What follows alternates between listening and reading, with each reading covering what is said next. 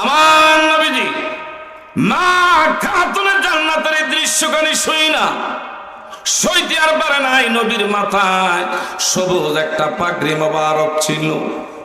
টান দিয়া বলল, গো মা ফাতেমা, তোমার ঘরের দরজার ফাঁক দিয়ে আমি নিক্ষেপ করলাম, পরিধান করো, তোমার বাবার সামনে এসে একটু দাঁড়াও।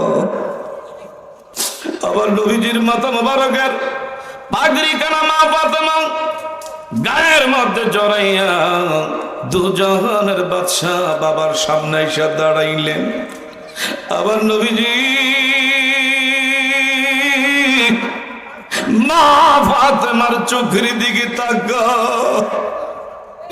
মা ফাতেমার চোখ দুইটা গর্তের ভিতরে চলে গেছে, পেট যেন পিঠের লগে লাইগা আছে। কথা বলার মতন দেহে কোনো বোধ নাই, শক্তি নাই। আমার নবী ডাক দেখো ফাতেমা,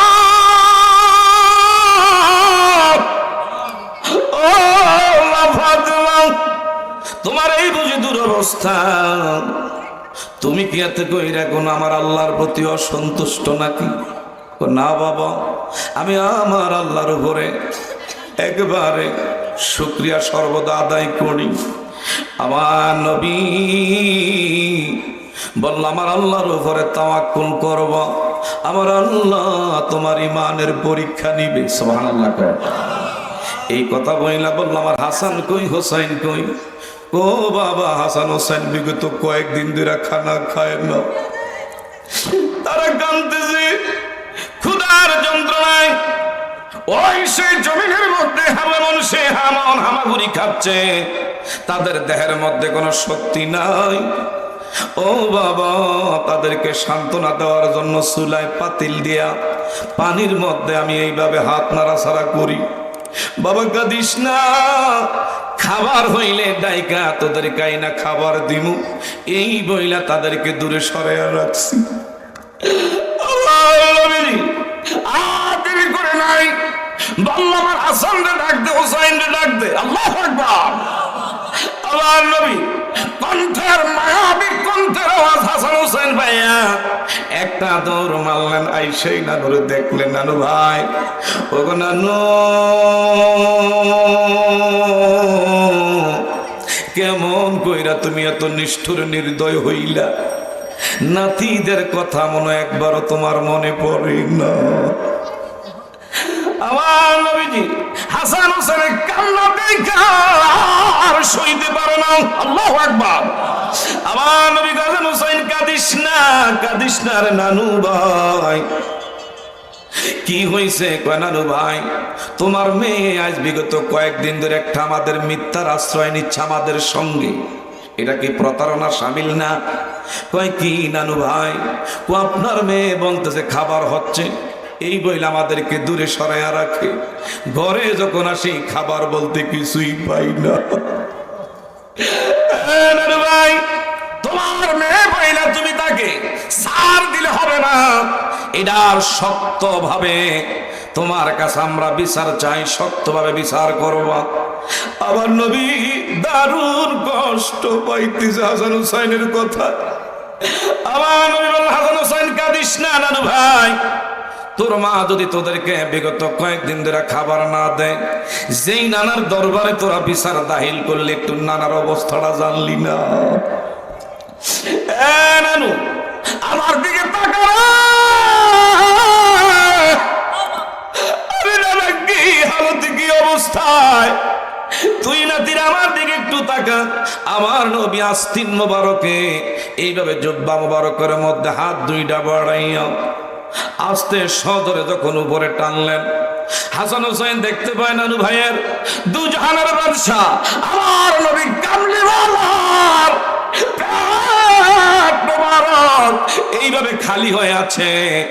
আমার নবীর পেটের মধ্যে একটা না দুইটা না, এমন 7টা বাড়ি বাড়ি পাথর বেঁধে রাখছি। আমার নবীর নাতি হাসান হোসেন ডাক দিয়ে বলে, নানু ভাই, তোমার নাতিরা বিগত 3 দিন ধরে খায় না, কিন্তু তোমার পেটের মধ্যে 7টা পাথর বেঁধে এখানে আসলো। আমার নবী কয় হাসান হোসাইন রে, তোর মা 3 দিন ধরে তোদেরকে খাবার দেয় না, 3 দিন বেশি না 7 দিন বেশি। তোর নানা বিগত আজকে 7 দিন খাবার খায় না। মা ফাতেমার কাছে দৌড়ে হাসান হোসেন গো, মা নানুরে মনে হয় আমরা কষ্ট দিয়েছি, আমার নানুরে বলো আল্লাহর রাস্তা আমাদেরকে ক্ষমা। এমন সুলভ দৃষ্টি দেখতে আমার নবীজি এখান থেকে তাদের মাথায় হাত বুলাইয়া দোয়া করে গেলেন, ধৈর্য ধারণ করো। চিৎকার মেরে বলেন না সুবহানাল্লাহ। এই বলে আমার নবী মা ফাতেমার জন্য দোয়া করে গেলেন, ফাতেমা ধৈর্য ধারণ করো, আমার আল্লাহ রিজিকের মালিক, আমার আল্লাহ তোমাদের জন্য একটা না একটা ব্যবস্থা করবে বলে নবীজি বিদায় হয়ে যাচ্ছে। গভীর মনোযোগ আমার ভাইরা, এমনি আলী ঘরের দরজা আসছে, আসার পরে আমার ভাইরা হযরতে আলী মুর্তজা দেখতেছে মা ফাতেমা নামাজের যায় নামাজে বসা। সুবহানাল্লাহ। হাসান হোসেন ঘরের কর্নারে দাঁড়ায়া দাঁড়ায়া কাঁদতে। এই যে একটা করুণ দৃশ্য, বাবা হইয়া সন্তানের কান্না কোনো বাবা সইতে পারে না। আমার আল্লাহর দরবারে হাত বাড়ায় বলে, আল্লাহ একটা ব্যবস্থা তুমি কি করবো না? মা ফাতেমা কেমন দেখেন ধৈর্যশীলতার পরিচয় হযরতে আলী রাদিয়াল্লাহু তাআলা আনহুরে দিচ্ছে। ও বাবারা, এখনকার আমার মা মহিলারা স্বামীর কামাই যদি ভালো হয় বাহবা দেয়, খুশি হয়, একটু রুজি রোজগার খারাপ হইলে এদের মুখের দিকে তাকানো যায় না, ঠিক না? ঠিক। দিতে পারলে খুশি, না দিতে পারলে বেজার।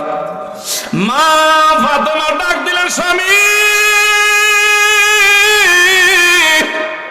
ও হাসান হোসেনের বাবা, টেনশন করেন না, আমার বাবা যেদিন আপনার সঙ্গে বিবাহ বন্ধনে আবদ্ধ করাইলেন, যেদিন আপনি আমার বিবাহ করলেন, ওই বিবাহের দিনে আমার বাবা একটা শাড়ি আমার একটা উপহার দিয়েছিলেন।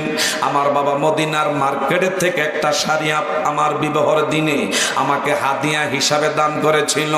ও আলী, ও হাসান হোসেনের বাবা, মনে যদি কিছু না নেন, এই শাড়িখানা আমি আপনার হাতের মধ্যে তুলে দিলাম, আল্লাহর হস্তে মদিনার বাজারে এই শাড়িখানা বিক্রি করেন, ওই অর্থ দিয়া মদিনার বাজারে থেকে চাউল ডাউল খাবারের ব্যবস্থা করবেন। চিৎকার মেরে বলেন না সুবহানাল্লাহ। অনেক বেশি ভালো লাগে সোনার মদিনা, হায় হায় অনেক বেশি সোনার মদিনা, লাগবেই তো কেন সেটাই শাহে মদিনা, বলেন লাগবেই তো কেন সেটাই। পৃথিবীর কত দেশে কত যে গেলাম, কোন দেশে কোনখানে শান্তি না পেলাম। চিৎকার মেরে কোন মারহাবা। পৃথিবীর কত দেশে কত যে গেলাম, কোন দেশে কোনখানে শান্তি না পেলাম। হায় হায় শান্তি যদি পেতে চাও চলো মদিনা, হায় হায় শান্তি যদি চলো মদিনা, লাগবেই তো কেন সেটাই শাহে মদিনা, বলেন লাগবেই তো কেন সেটাই।